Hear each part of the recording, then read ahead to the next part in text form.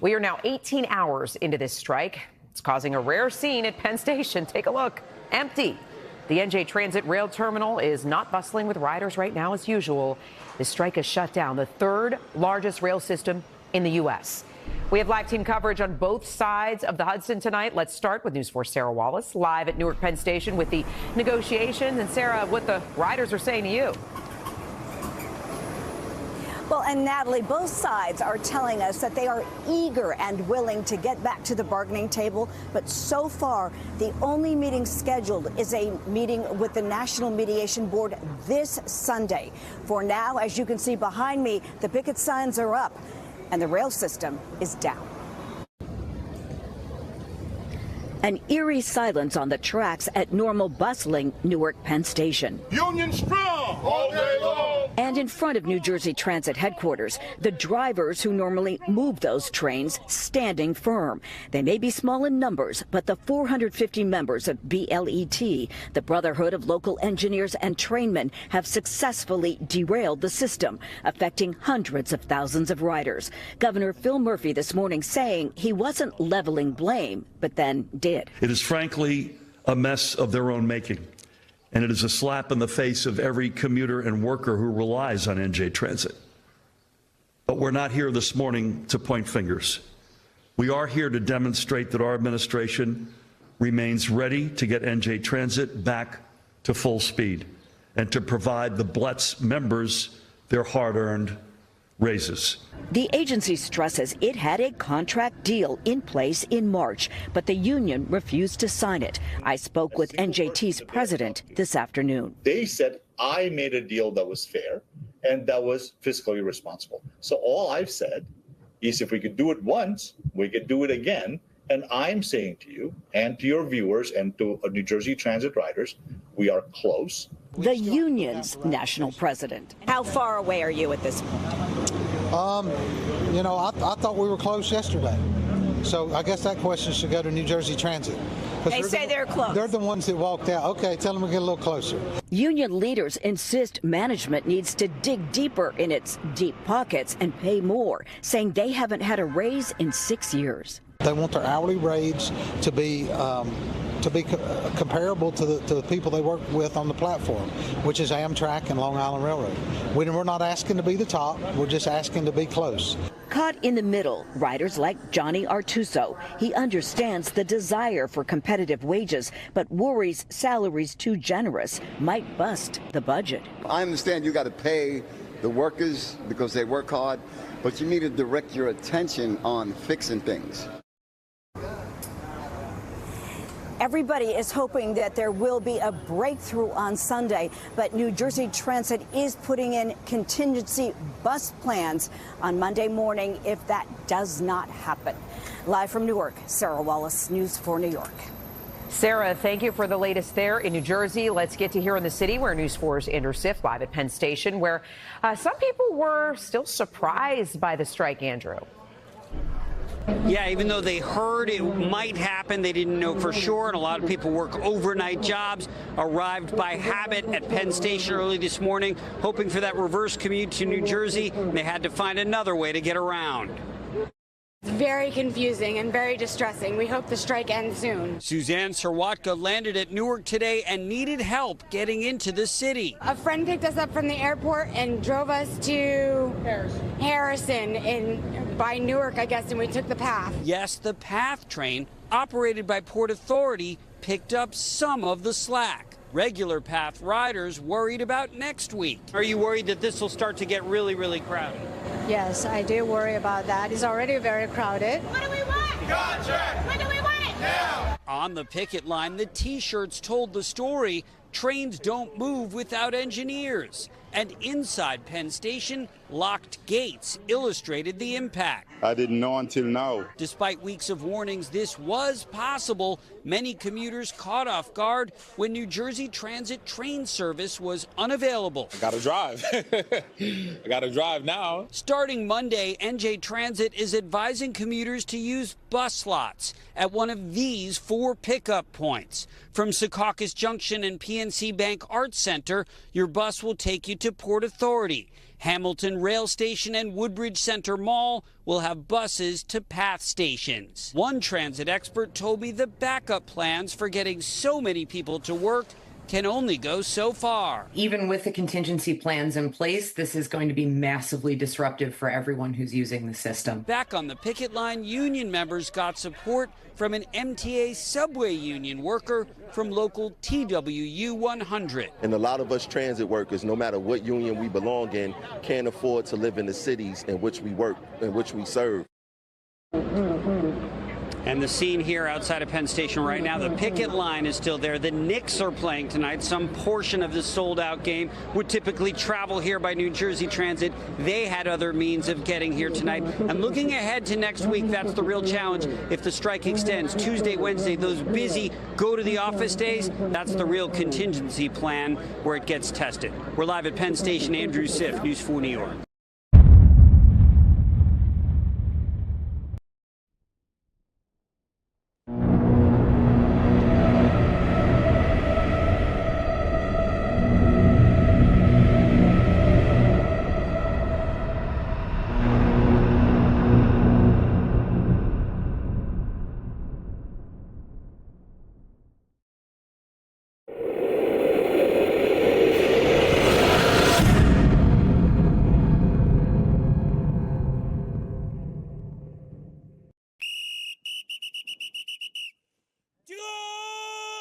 The drills that China's doing are building on what they've been doing for 18 months plus now around Taiwan, increasing the amount of pressure that there is.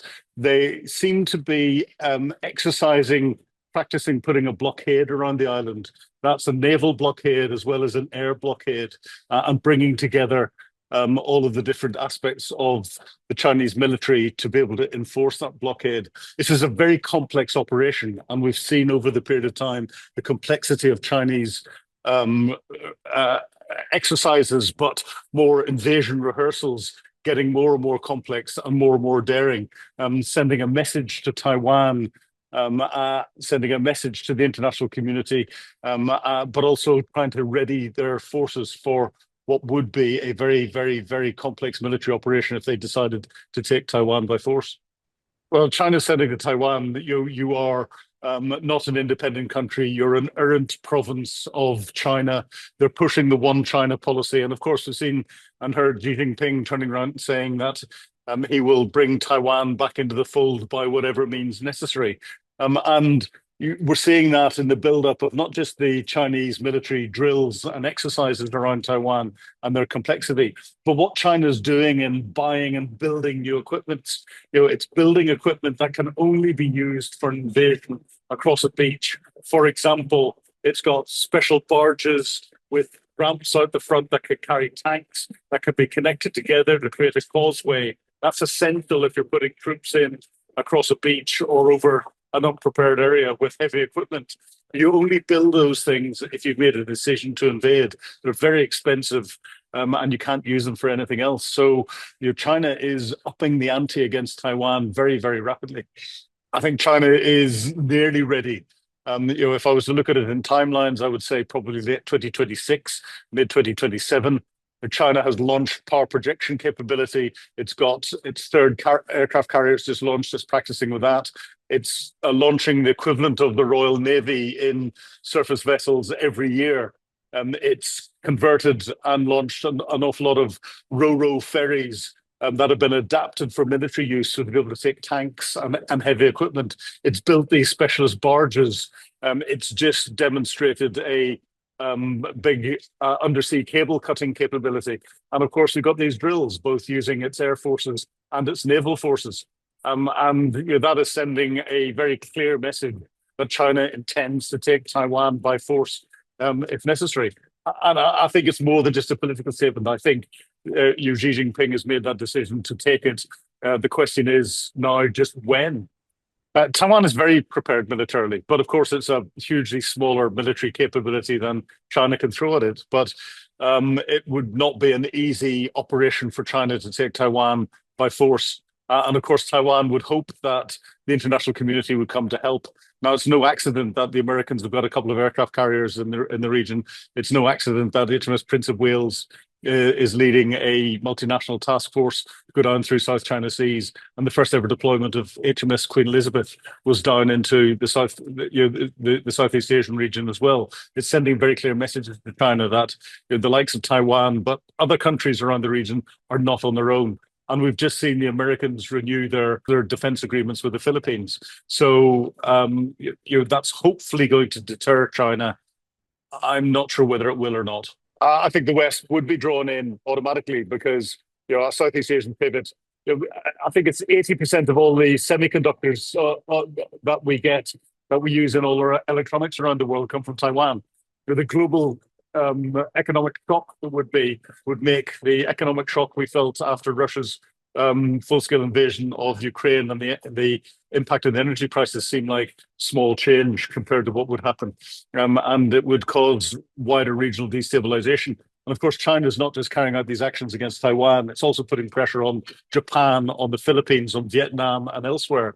So we're seeing a real arms race in Southeast Asia. And that's something that I know the Americans have got this as their primary concern, but we should all be concerned about.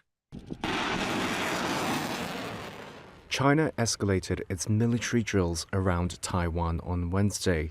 It held long-range live-fire drills in the East China Sea. The exercises involved precision strikes on simulated targets of key ports and energy facilities, according to China's Eastern Theater Command. China gave a codename for the first time to its war games, which started Tuesday, Straight Thunder 2025A. State media CCTV said the exercises are a, quote, strong warning and a strong deterrent to the separatist forces of Taiwan independence. Chinese rhetoric has been building up against Taiwan President Lai Ching-te, who won the election last year and who rejects Beijing's sovereignty claims over Taiwan. The war games come after U.S. Defense Secretary Pete Hegseth's Asia visit, during which he repeatedly criticized Beijing. The United States, which remains Taiwan's most important international backer and main arms supplier despite the lack of formal diplomatic ties, condemned China's exercises on Tuesday.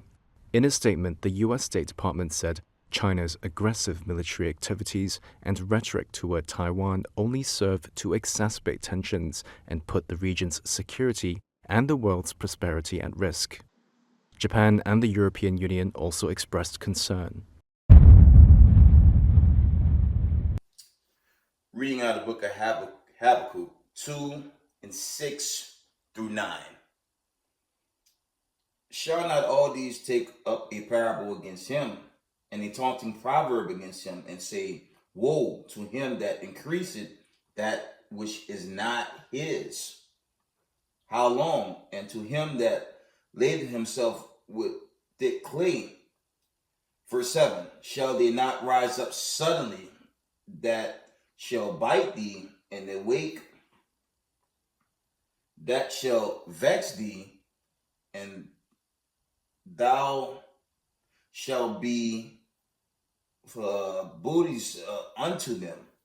Verse 8, because thou hast spoiled many nations. And this is talking about the United States of America. Reading on. All the remnant of the people shall spoil thee, because of men's blood, and for the violence of the land, of the city, and of all that dwell therein.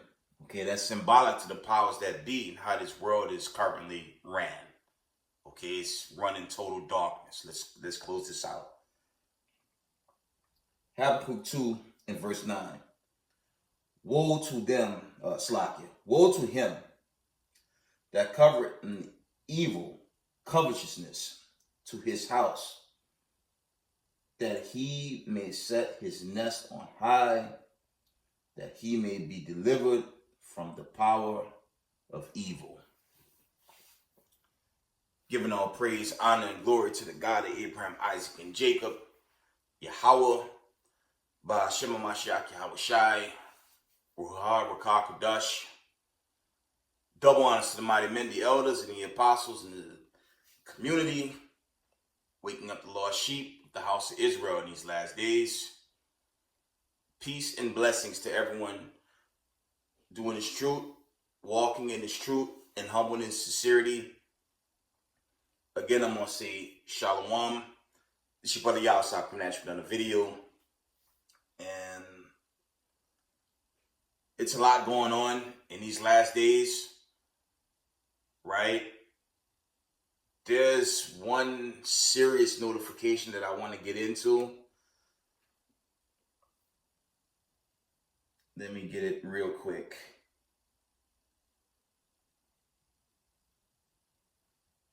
And there's a lot of drama here on this East Coast.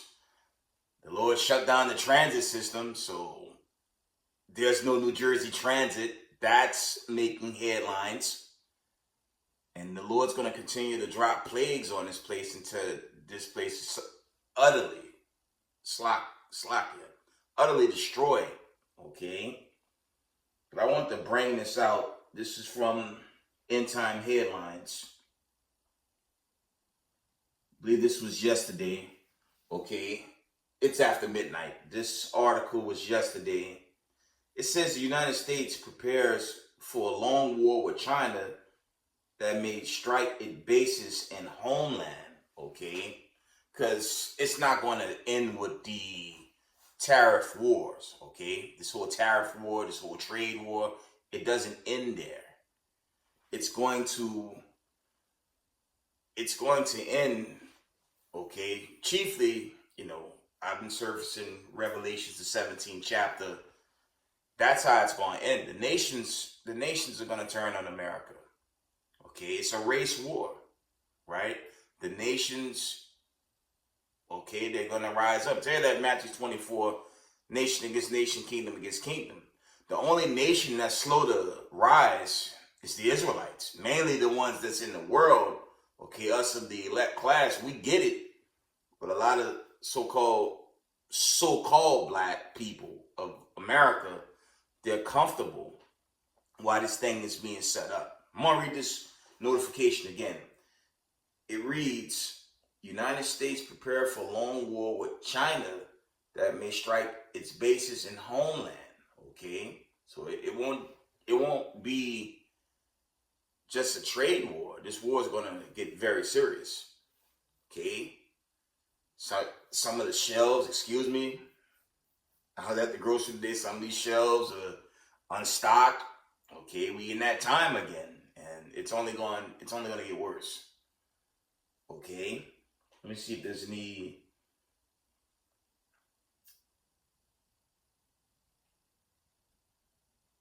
there's any more notifications. We're going to get some scriptures, and I'm going to just wind it down. One moment.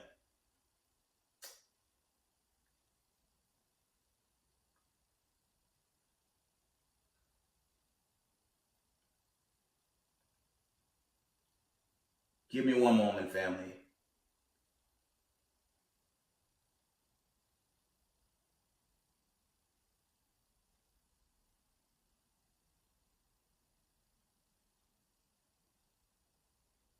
Yeah, that's it. I don't see any major notification. I'm looking at these notifications. I don't see anything major except they're preparing war with China. That's not a new thing. Those stories been surfacing since the whole China threatening to overthrow Taiwan, but this trade war has America in a very weak place. And we all know the president and this administration, they wasn't winning this trade war. Now, there's some reports that China was losing some of their factories. We don't know how true that is. But we do know the current state of the United States of America. America is in a very bad place these days. I mean, the inflation, the pricing, you could forget it if you're trying to buy a house in today's economy. It's very difficult. Okay? And the Lord, the God of Abraham, Isaac, and Jacob, he's going to continue to break this place down. Right? Before I go into the scriptures in this video, I want to take this time to say thank you to my audience, my little following, the 300. And there's another buildup, okay, on my X page.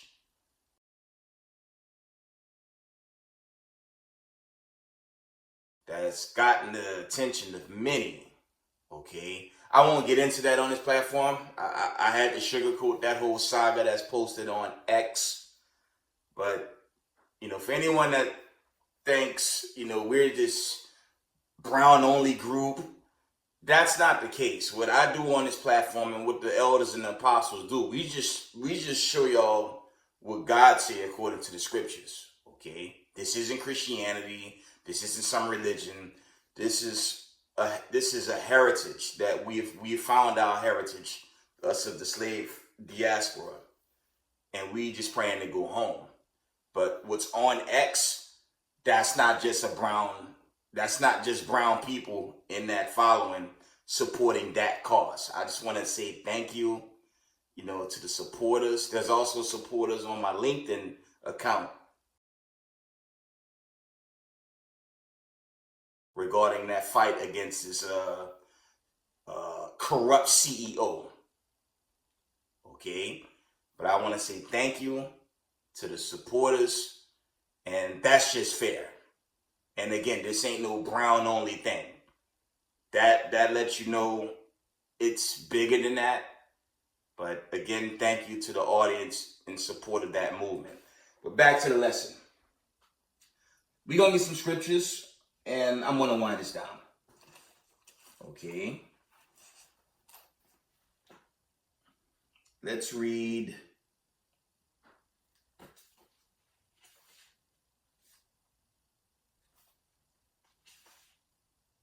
Let's get the book of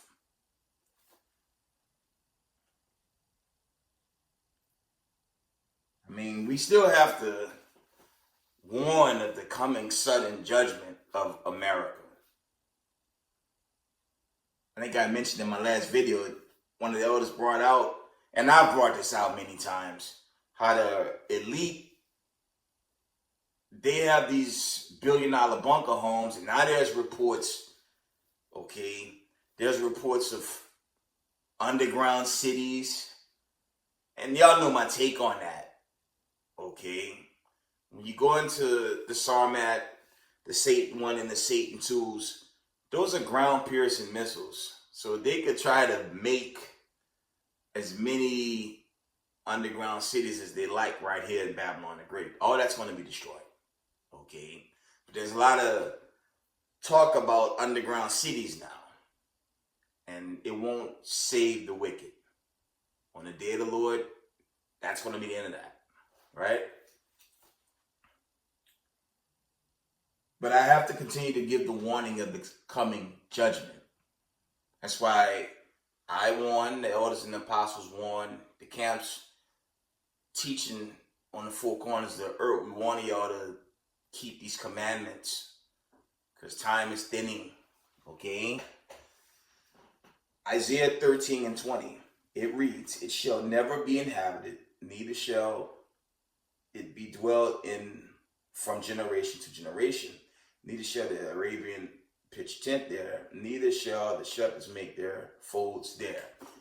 That's not talking about ancient Babylon. That's talking about America once it's besieged by these ICBM nuclear missiles. Okay, America's going to go down like ancient Sodom and Gomorrah. It's going to be burnt away suddenly. We're going to continue to teach that. I know I'm going to continue to teach that.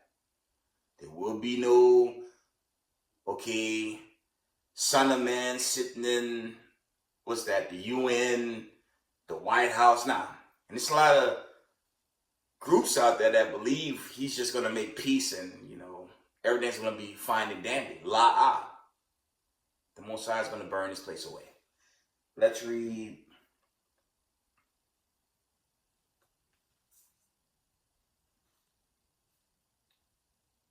Let's get Isaiah 34:10-14. And it reads, "It shall not be quenched night nor day. The smoke thereof shall go up forever, from generation to generation. It shall lie waste. None shall pass through it forever and ever. the cormorant and the bittern shall possess it. The owl also, the raven shall dwell in it, and he shall stretch out upon it the line of confusion, stones of the emptiness. It's symbolic. It's talking about a desolate land, okay?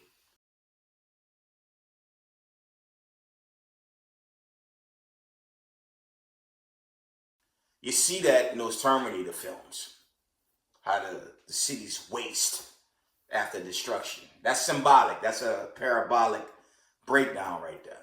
That's what's going to be America. It's going to be a wasteland.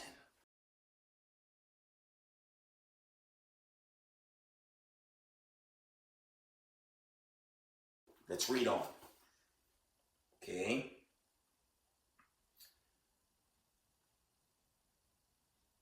Verse 12, Isaiah 34:12. They shall call nobles thereof to the kingdom, but none shall be there, and all her princes shall be nothing. Verse 13, and thorns shall come up in her palaces. It says, nettles, brambles in the fortress thereof, and it shall be an habitation of dragons, and a court, for owl. The wild beasts of the desert shall also meet with the wild beasts of the island. The sorrow shall cry to his fellow. The screech owl also shall rest there and find for herself a place of rest. Again, it's telling you after the destruction, America's going to be a wasteland. Okay. They show you that also in that film called The Book of Eli, right? And that's going to be what's left of Babylon the Great. It won't be inhabited, right? See this anymore. Let's get this precept, excuse me. Jeremiah 50:39-40. And it reads, therefore the wild beasts of the desert with the wild beasts of the island shall dwell there, and the owl shall dwell therein, and it shall be no more inhabited forever, neither shall it dwell in from generation to generation. That's just a mirroring precept to Isaiah 34:10-14. Jeremiah 50:40. As God overthrew Sodom and Gomorrah, there it is, and the neighbor cities thereof, said the Most High, so shall no man abide there, neither shall any son of man dwell therein. So any Israelite teaching you, Yahweh Shai going to make peace in the UN, and everyone's going to be this happy utopia like these silly Christians teach, you're going to be in for a surprise of a lifetime. He's going to judge America. I'm going to keep pushing that narrative as much as I can. And you can see it through the geopolitical arena out there. There's no peace with America. There was an article, I did a video post, even Trump hinted that the Israeli prime minister that it's just too much killing now. Following Israeli strikes, local health authorities said more than 250 people have been killed since Thursday morning. It is one of the deadliest phases of bombardment since the truce collapsed in March, and a new ground offensive is expected soon. One of the displaced, Fadi Tambora, said, "Where should I go?" adding that there is bombing in western Gaza and people dying in the south. US President Donald Trump ended a Middle East tour on Friday with no apparent progress towards a new ceasefire. He said that a lot of people are starving in Gaza. Heavy strikes on Friday were reported in Beit Lahia and Jabalia. In the Jabalia refugee camp, Palestinians searched through the rubble to look for survivors. Abu Omar al-Zanati said his cousin was martyred. Every day they say that the situation of the war will be resolved, and we are sitting. Everyday martyrs, everyday martyrs, everyday martyrs, in addition to the war of hunger that we are in. This is another war. Growing international pressure to resume. And they were kind of angry. But I had this conversation with a colleague, a friend of mine in the troop. We both said, you know, Trump's going to turn on the Israeli prime minister. And that could trigger a major calamity because the Israelis have nuclear weapons. The Israelis have nuclear weapons. He's also on trial for war crimes, but it don't mean he won't use his weapons of mass destruction. That's always been on the table, okay? Excuse me. He's on trial, and they're also in war. The land of Jerusalem, all that, you know, that's all shut down for the most part because they have been in war for quite some time, and the Lord's going to have that judgment manifest. Like I say, excuse me, little America's going to go, and then big America's going to go, or vice versa. One or the other is going to happen. See if there's any more. I'm going to end this video. Let's get the classic. I'm going to wind it down. 12 tribes and knowledge of the truth. Keep the commandments. I always resurface this. Keep the commandments. This time is short. As the elders taught me, and as I'm teaching 12 plus years in this truth now, there's going to always be a sense of norm, and then sudden destruction going to overthrow this place. And you can't be in sin. You have to pray fast, okay? Repent. Do your best to keep the commandments. Okay? Just do your very best. Okay? Brothers, stand in camp. You got Hebrews doing exhortation videos like myself. Just do everything possible to have that resume, you know, when it's time for that exodus into the wilderness. And the Lord will find you worthy in that day. Okay? The new covenant, which we're not in. Hebrews 8:8. Be of good hope you make it. Because the Lord, he's coming to destroy this place, man. And he's going to destroy wicked Israelites as well. We're going to get here.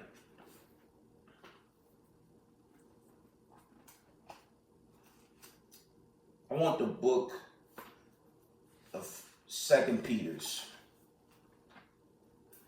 If I can find it. One moment.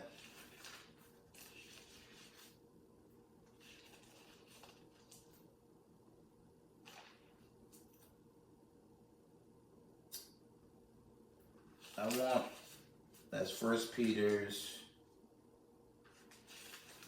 Give me a second.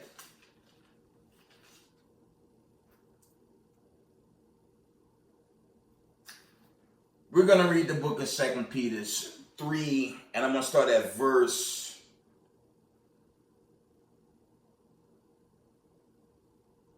I'm going to read verse 4 real quick. And saying, where is the promise of his coming? Read that from the top. And saying, where is the promise of his coming? For since the fathers fell asleep, all things continue as they were from the beginning of the creation. And that's going into, you know, Israelites fell off.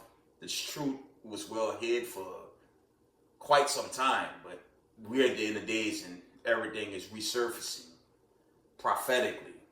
Okay?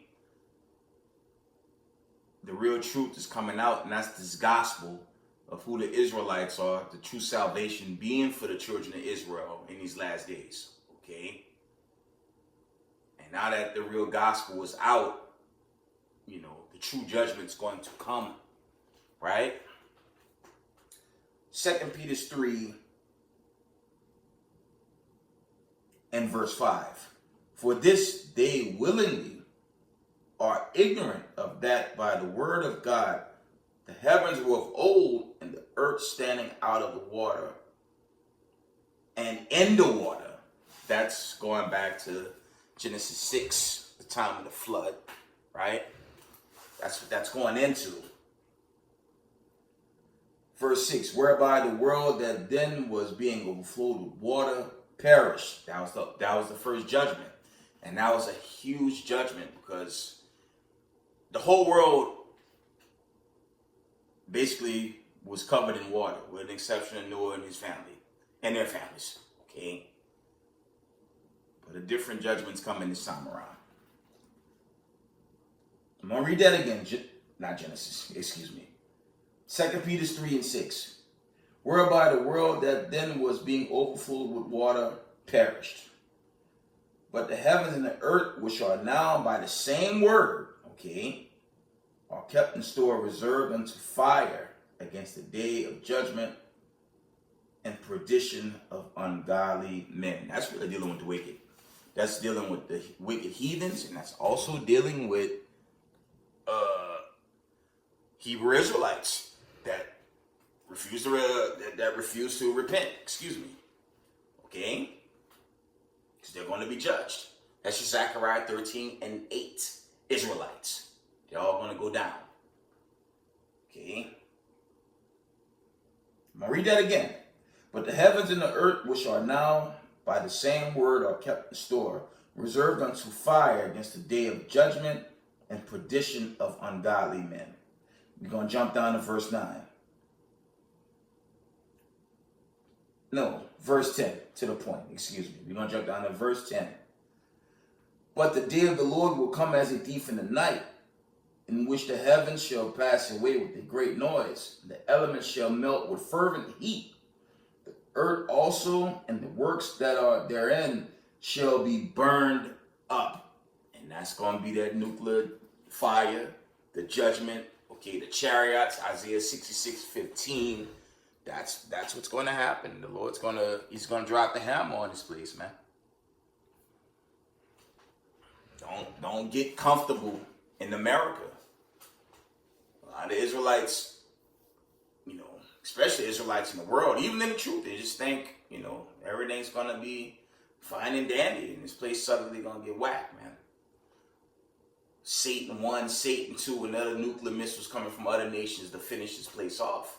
That's why I always give the warning in Revelation, the 17th chapter. Okay? The Lord's going to finish this place off, and it's going to be bad. Real bad. Okay? I'm going to read that again. 2 Peter 3 and 10. But the day of the Lord will come as a thief in the night, in which the heavens shall pass away with a great noise, and the elements shall melt with fervent heat. The earth also and the works that therein shall be burned up. Seeing then that all these things shall be dissolved, what manner of persons are you to be in all holy conversation and godliness, looking for and hastening to the coming of the day of the Most High, where the heavens being on fire shall be dissolved, and the elements shall melt with fervent heat. Nevertheless, we, according to his promise, look for new heavens, for a new earth, wherein dwelleth righteousness. And that's going into the Lord's Prayer.